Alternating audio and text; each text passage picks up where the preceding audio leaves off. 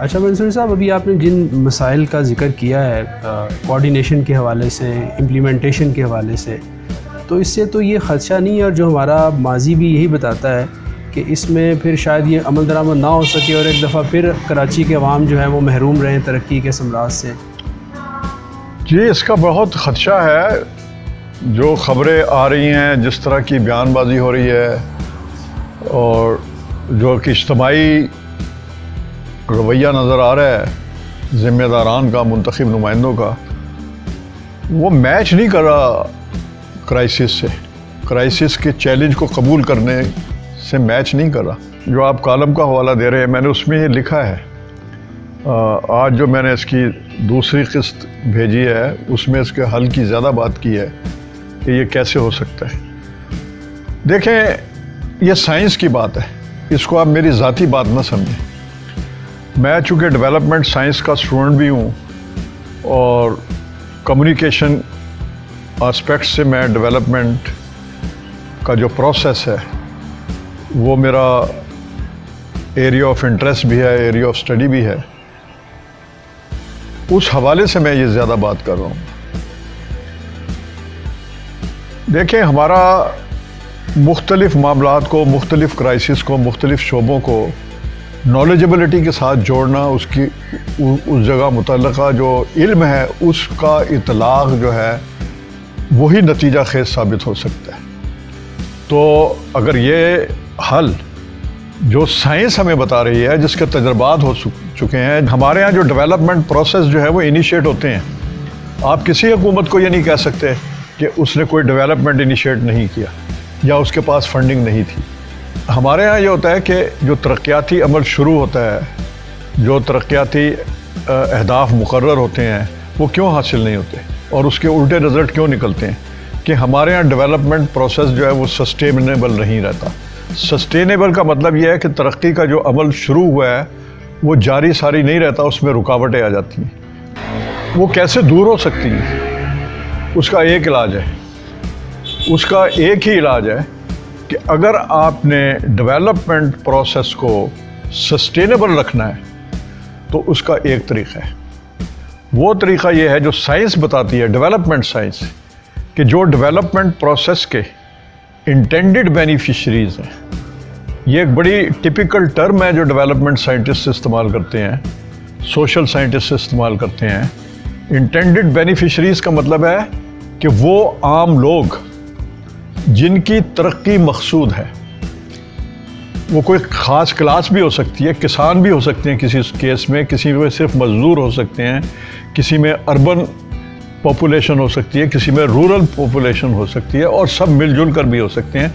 ان کے لیے جو بھی ڈیولپمنٹ پروسیس آئے گا وہ اس وقت تک کبھی سسٹینیبل نہیں ہوگا، وہ جاری و ساری نہیں رہے گا جب تک کہ آپ انٹینڈڈ بینیفیشریز کی پارٹیسپیشن جو ہے اس میں قبول نہیں کریں گے۔ پارٹیسپیٹری اپروچ ہو، پارٹیسپیٹری اپروچ ہوگی۔ آپ نے چونکہ اسٹڈی کیا ہوا ہے جی، تو آپ کو اس کا علم ہے۔ یہ پارٹیسپیٹری اپروچ ہونی چاہیے۔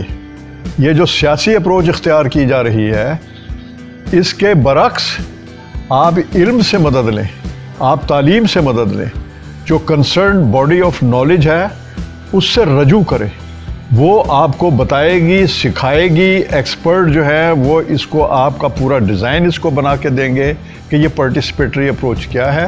لیکن اس میں بنیادی بات یہ ہے کہ جو چینج ایجنٹس ہیں، جو حکومتیں ہیں موجودہ صورتحال کو تبدیل کرنے کے لیے نکلی ہیں، جو ان کی ذمہ داری ہے، وہ ایجنٹ آف چینج ہیں، وہ بہتری کی طرف تبدیلی لانے کے ذمہ دار ہیں، وہ کوالٹی آف لائف بڑھانے کے ذمہ دار ہیں، وہ کرائسس کو ختم کرنے کے ذمہ دار ہیں، ڈیزاسٹر جو اہم ہیں ان کو ہینڈل کرنے، ان کو مینج کر کے دوبارہ سے پچھلی صورتحال پر لے جانے اور پھر اس کو بحال کر کے ترقی کے عمل میں لانے کے ذمہ دار ہیں۔ یہ ان کی ذمہ داری بنتی ہے کہ پارٹیسپیٹری اپروچ کی ایکسیپٹیبلٹی، اس کی قبولیت جو ہے وہ پیدا کی جائے، وہ سمجھائی جائے، اس کی ایڈوکیسی کی جائے، اس پر دلائل دیے جائے، ان کو شامل کر کے بتایا جائے کہ یہ ہم سب کا کام ہے، یہ کسی ایک کا کام نہیں ہے، یہ سب نے مل کر کرنا ہے۔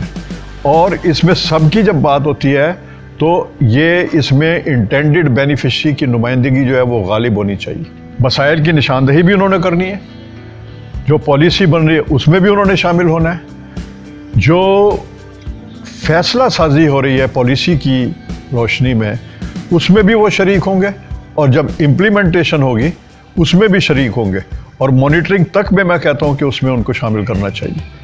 وہ کیسے ہوں گے, ان کا مطلب یہ نہیں ہے کہ لاکھوں لوگ شامل ہوں گے اس میں, لیکن ان کے نمائندے شامل ہوں گے. پورے سندھ کی اگر بات کریں تو اندرون سندھ میں بھی بڑے مسائل ہیں, وہ ذرا ہمارے میڈیا کی توجہ کم ہی حاصل کر پاتے ہیں, تو اس پہ آپ کیا کہیں گے؟ وہاں تو پیپلز پارٹی کو پولیٹیکل مینڈیٹ بھی حاصل ہے.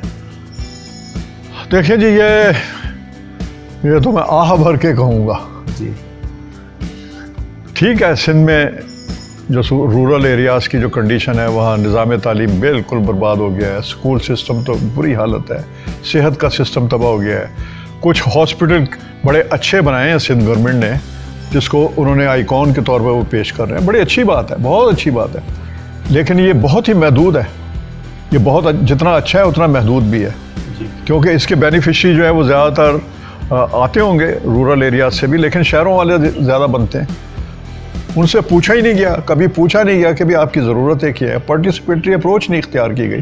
ان کا بھی ایک چھوٹا سا لیڈر موجود ہوتا ہے وہاں پر, ایک کونسلر کا وہ نمائندہ ہوتا ہے, کوئی کمیونٹی لیڈر ہی ہوتا ہے جس کی بڑی شہرت بڑی عزت ہوتی ہے.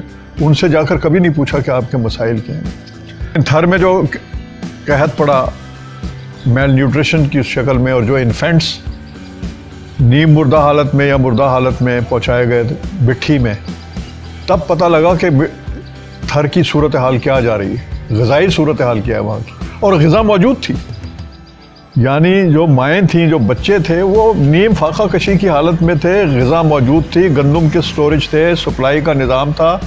وزیر خوراک صاحب 14 دن کی چھٹی پہ گئے تو کرائسس پیدا ہو گیا وہاں.